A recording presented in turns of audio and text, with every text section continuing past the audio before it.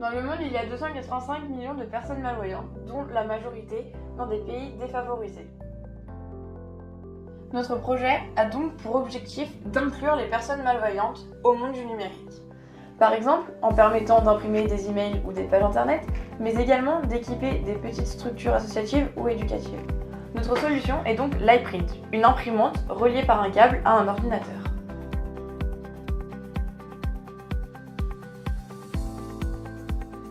Nous avons également conçu un logiciel complet et innovant pour gérer l'imprimante. Cette imprimante devra embosser sur papier, mais également chauffer la pointe à 90 degrés pour une impression plastique.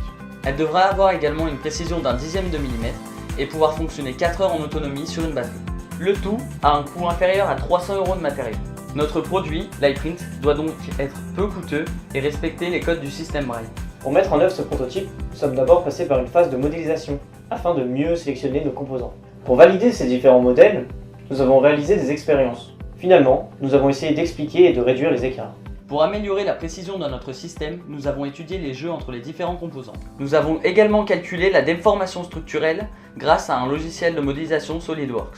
On trouve alors une déformation maximale de 2 centièmes de millimètre. Expérimentalement, on trouve des jeux de 0,15 mm. La déformation n'est quant à elle pas visible, donc on la considérera comme négligeable. Pour réduire les jeux, nous avons alors placé les rails d'une façon particulière, mais cela augmente néanmoins les frottements. Pour l'impression sur plastique, il faut que la pointe soit à 90 degrés. Nous avons donc calculé qu'il fallait 2,38 watts pour alimenter la pointe convenablement. Nous avons validé ce modèle grâce à une caméra thermique à un point de fonctionnement de 4 watts. Nous avons trouvé un écart de 0,8% sur la partie pertinente de la pointe. Pour choisir le moteur, nous avons étudié le rendement de l'axe qui est de 56%.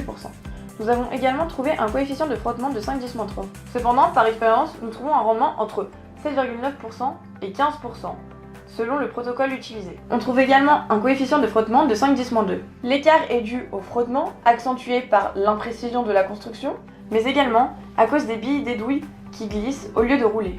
Notre projet est le résultat de la mobilisation et des apports de la physique, de la mécanique, de la thermique, de l'électronique, de l'informatique théorique, de la mécanique des fluides, des mathématiques, des sciences de l'ingénieur, de la production technique.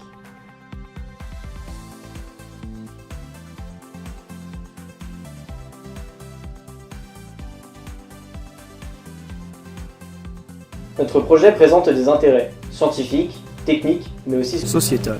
De plus, il est très innovant.